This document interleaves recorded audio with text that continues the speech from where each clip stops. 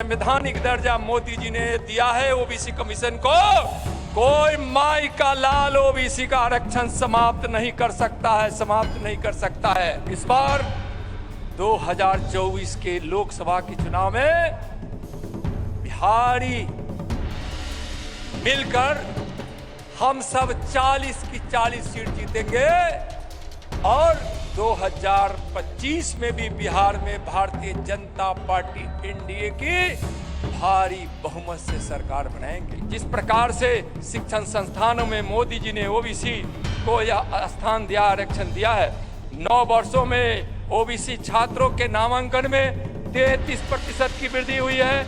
IIT में OBC श्रेणी के छात्रों की ट्यूशन फी माफ किया गया है, जिनका आय 1 लाख रुपया है। यानी बिहार वासियों के भूमिका में एबीसी और एबीसी 2040 में 40 की 60 सीट जीतेंगे और बिहार की राजनीति में महागठबंधन और तेजस्वी को राजनीति के अखाड़े में धूल चटा देंगे।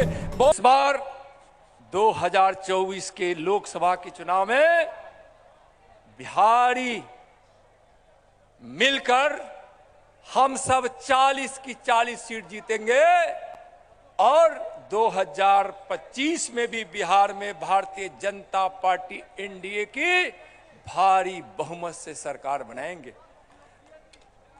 ओबीसी के भाइयों बहनों, ईबीसी के भाइयों बहनों, जब से मोदी जी की सरकार बनी है दिल्ली में, उस समय से ओबीसी और ईबीसी का पहचान बढ़ा है। जब मोदी जी मंत्रिमंडल बनाए तो उनके मंत्रिमंडल में 27 मंत्री ओबीसी के थे, यानी 35%। ओबीसी कमीशन को संवैधानिक मान्यता प्रदान की गई। अगर ओबीसी कमीशन को अगर संवैधानिक दर्जा नहीं मिलता तो एक एडमिनिस्ट्रेटिव ऑर्डर से ओबीसी का आरक्षण समाप्त हो जाता। लेकिन जब संवैधानिक दर्जा मोदी जी ने दिया है ओबीसी कमीशन को, कोई माई का लाल ओबीसी का आरक्षण समाप्त नहीं कर सकता है, समाप्त नहीं कर सकता है।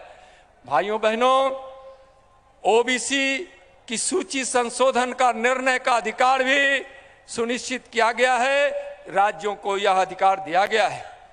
भाइयों बहनों, केंद्रीय विद्यालय, नवोदय विद्यालय और सैनिक स्कूल के दाखिले में ओबीसी समुदाय को 27% आरक्षण की सुविधा मिल रही थी।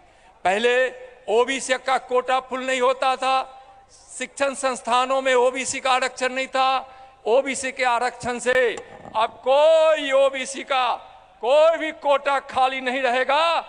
जिस प्रकार से शिक्षण संस्थानों में मोदी जी ने ओबीसी को यह स्थान दिया, आरक्षण दिया है। 9 वर्षों में ओबीसी छात्रों के नामांकन में 33% की वृद्धि हुई है। आईआईटी में ओबीसी श्रेणी के छात्रों की ट्यूशन फी माफ किया गया है, जिनका आय 1 लाख रुपया है। नीट परीक्षा में ओबीसी समुदाय के बच्चों के लिए आरक्षण की व्यवस्था की गई है। पेट्रोल पंप और गैस एजेंसी के आवंटन में भी ओबीसी को 27% का आरक्षण दिया गया है। यह ओबीसी और ईबीसी की आर्थिक स्थिति सुदृढ़ हो, लोगों को रोजगार मिले, इसके लिए यह बहुत बड़ा कदम है माननीय प्रधानमंत्री जी का। माननीय प्रधानमंत्री जी के द्वारा प्रधानमंत्री ji young achievers scholarship award scheme, जिसको हम सब पीएमएसएसवी कहते हैं, ओबीसी और ईबीसी के छात्रों को पूर्ण वित्तीय सहायता प्रदान करने का प्रावधान किया गया है। ओबीसी उद्यमियों के लिए वेंचर कैपिटल फंड की व्यवस्था की गई है और यही ओबीसी ईबीसी को काफी भारी मात्रा में हम सबको रोजगार प्रदान करेगा।